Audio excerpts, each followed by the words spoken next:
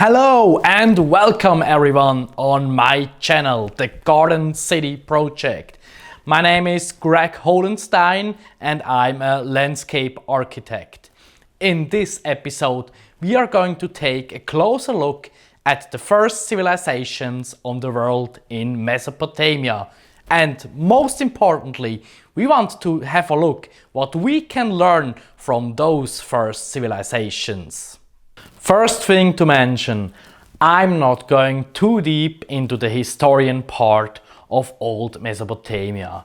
I want just to outline some important things which are important to look at if you want to understand how the cities developed and what we can learn from them and what we can use for the future development of cities. So it's gonna be just a short briefing about the historian part and what Mesopotamia actually is. Basically, Mesopotamia is a region.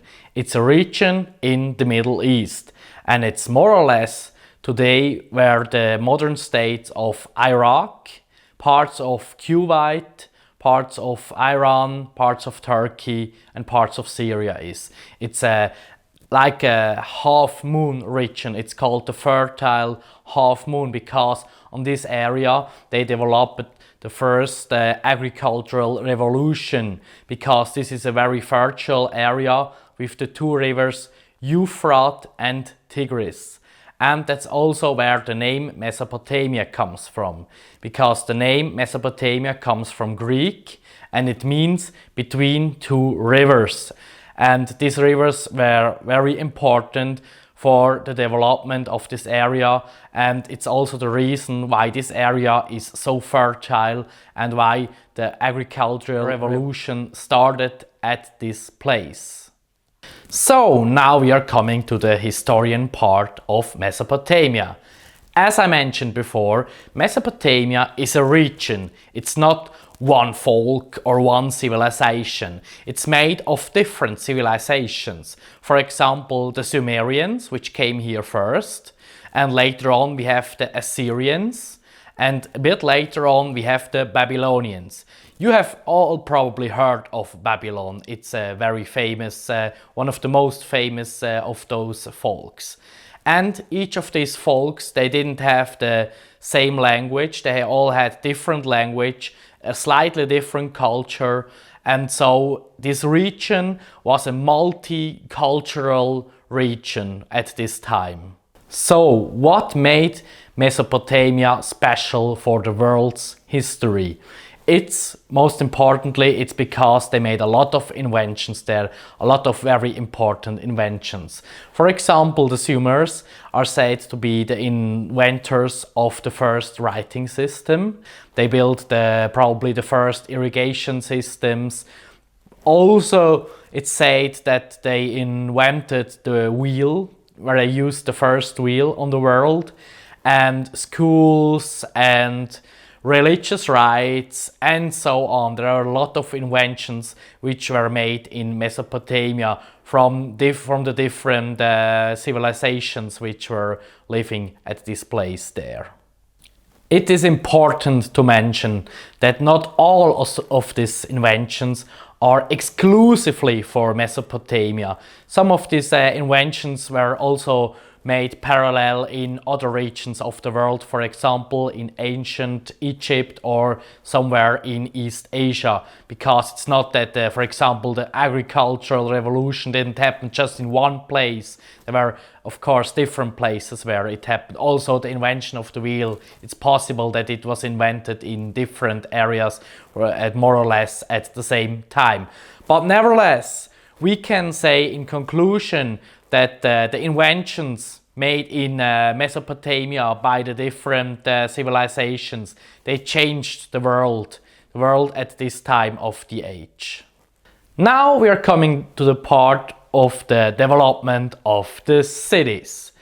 And it's well known that Mesopotamia has very old settlements, but it doesn't have the oldest settlements in the world. Like there are places with even older settlements. But in Mesopotamia, the first cities emerged, the first settlements that grow as big enough that we would call them, from our today's perspective, really cities. Now we ask ourselves the question, why and how did the first cities develop in the region of Mesopotamia? And for this we have three major reasons.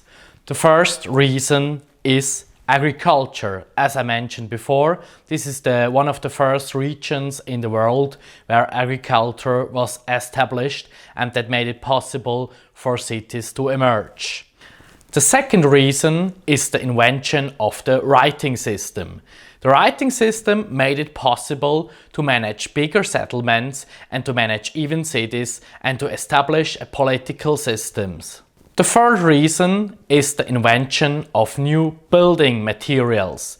And one of the most important building materials for this region was the clay brick. And they made clay brick out of the clay they found on the ground everywhere here in the river valley, and they dried it in the sun or they burned it, and they could use it to build buildings more easily. And it's also useful because in this region they didn't have a lot of stones available, and so clay bricks were very useful for them to build their cities. Now we are going to look at what was characteristic for those cities. And when we see those cities, what was very characteristic for them are the temples. The temples were usually at the center of the cities, and they were only available by the priests. The other part of the population was not allowed to go into these temples. Those temples were built by all the different kind of civilizations in this area. For example, first from the Sumerians and later on by the Assyrians and the Babylonians. So those temples where they were worshipping different gods, they were not from only one civilization, but from many different civilizations in the region of Mesopotamia. Those temples were built by decorated clay bricks. And these clay bricks, they had to be burned or sun-dried first, so they could be decorated and used for building such big buildings as the temples. And so this made it even possible to build such large buildings that they invented the clay bricks here in this area. From our modern perspective, it seems quite useless to build such big temples. And we have to take into consideration that building such big buildings at that time was much more difficult than it is today, because they needed a lot of more time and effort to build all those big buildings. And so it seems quite useless that they used so much resources, so much work efforts to build those big buildings. And we have to ask our question, why did they do that? So now we are going to answer the question, why did they build these large buildings, these temples? And in my opinion, we don't have only to look at religion and the religious reason. We have to look at beyond religion, because such temples and such big buildings are built all over the time in different civilizations. And so I guess the real reason why they built such big monuments is because they want the people to identify with their city or with the civilization or with an empire. Because these large buildings and this much effort in one thing that looks so beautiful is to make a collective feeling for all the people and to make it possible for people to identify with their own city. Even today, we see that they are still building big monuments all over the world. As one example, I can mention the Burj Khalifa in Dubai, which is at the moment the highest building on the planet. Now we come to the conclusion.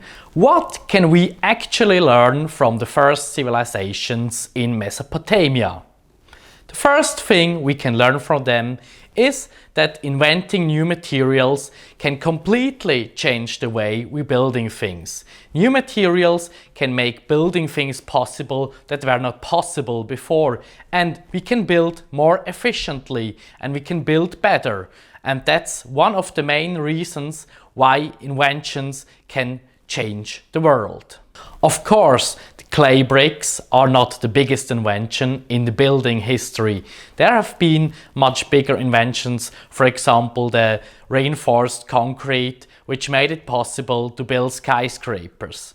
But still, this clay brick was an important invention at that time. I'm very sure that in the future there will be even more inventions of different materials, and we will get more and more possibilities how we build things in the future. Second thing we can learn from the first civilizations. Even it seems useless, some buildings have a special purpose, like the temples in Old Babylon or in Sumeria, and churches and palaces and castles today, because we as people, we want to identify with our city or with our culture, and that's also the reason why we still have a lot of historical buildings today in Europe. And we still put in a lot of effort to keep those historical buildings. We put in a lot of money to restorations of old churches, of old palaces, and of course of old castles. And so there is a reason for that, and that is because we want to identify ourselves with them. So finally I want to raise some questions, and these are: what will be the monument of tomorrow? Will it be historical buildings? Will we keep them? Or will we build new monuments, like for example a new Burj Khalifa or some other kinds of tall monumental buildings? Or will we even build like green buildings that are overgrown with plants? Or will the monument of tomorrow be just a big park in the middle of the city? So this is the end of my video. I hope you enjoyed it and you could learn something. If you liked it, just press the like button, leave a comment here, subscribe to my channel. See you next time. Bye!